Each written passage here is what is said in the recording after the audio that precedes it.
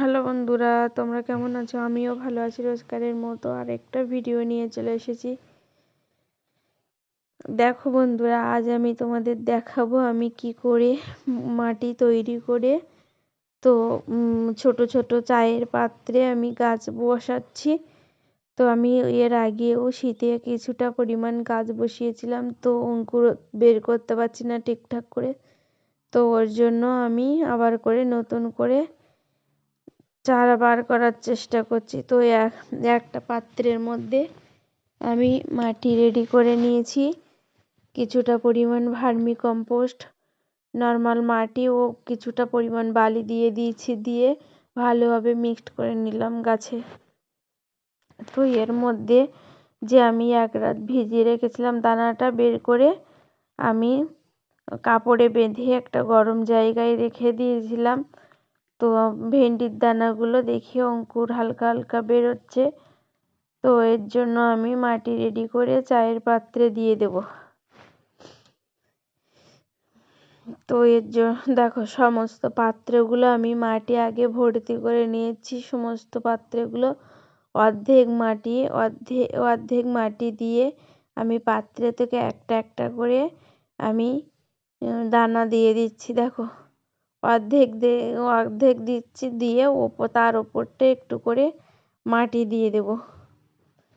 তো এইভাবে মাটি রেডি করলে খুব সুন্দর হবে, গাছগুলো সুন্দরভাবে বেরোবে। তো চায়ের পাত্রে এই প্রথম দিচ্ছি। আমি অনেক আগেই আমি গ্লাসে করে গাছ বের করেছি, কিন্তু চায়ের পাত্রে কোনোদিন দেওয়া হয়নি। তো এবার আমি দিচ্ছি। তো কী হবে জানি না, তো তোমাদের দেখাবো যে অঙ্কুর বের হচ্ছে কি না। শীতের সময় তো কিছুতেই এর আগেই করতে হতো, তো আমি এখন দেওয়ার চেষ্টা করছি। এদিকে দেখো সমস্ত পাত্রগুলো আমি একে একে সব রেডি করে নেব।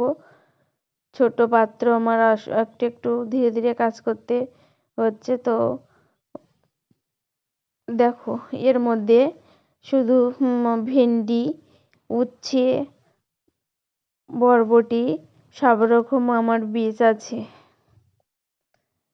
তো বীজগুলো আমি আস্তে আস্তে দিয়ে দেবো। বীজগুলো কিছুটা দিয়েছিলাম, কিন্তু একটা বীজ বেরিয়েছে ট্রেগুলোতে, আর আরগুলো সব দানাগুলো মিস হয়ে গেছে বলে তো আবার করে দিচ্ছি।